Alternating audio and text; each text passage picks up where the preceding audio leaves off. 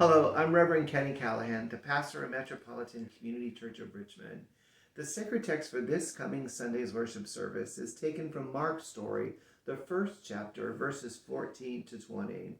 I've always found this sacred text inspiring and at the same time a little over the top.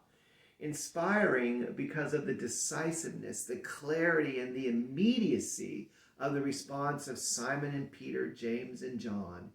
Yet I question, did they really leave and drop everything immediately to follow Jesus at the exact moment when he called them?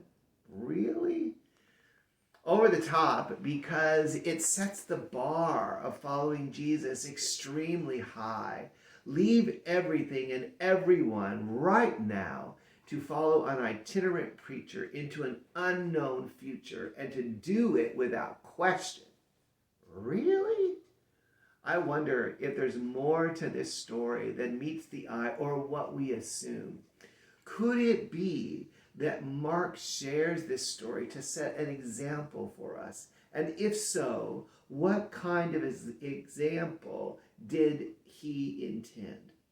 I doubt seriously that Mark imagined people following Jesus in the exact same way.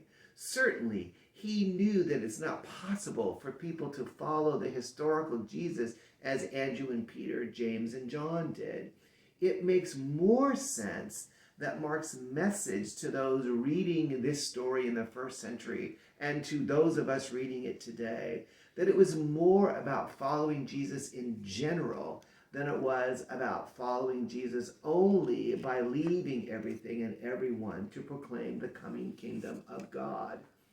Then again, I've been wondering, is it possible to follow Jesus in a general way? The truth is, we follow Jesus in particular and distinct ways that may or may not be like the first disciples. I believe that this is the point. There are a number of distinct and personal ways that we follow Jesus each and every day.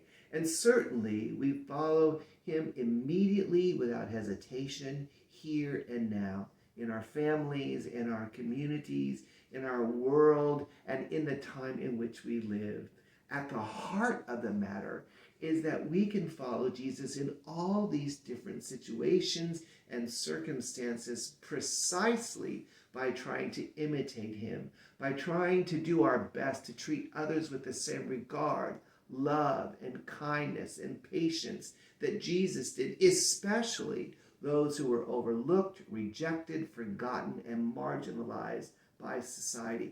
This is at the heart of what it means to be a Christian, to try to live and treat others as Jesus did, embracing the values of inclusiveness, love, forgiveness, healing, justice, and equity that Jesus radiated in all his actions and behaviors.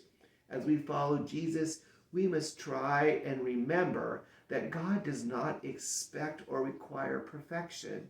Instead, we are called to mirror the life and ministry of Jesus, to usher in the kingdom of God in our day and time by living and sharing God's transformative love here and now. And I want you to be careful to notice that I said that this is the heart of being a Christian, not becoming a Christian.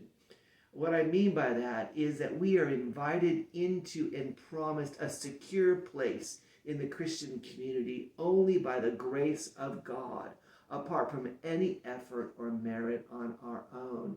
And yet at the same time, the day-to-day benefit we experience from being welcomed and included in Christian community is affected dramatically by whether or not we try to live into the identity we have been given.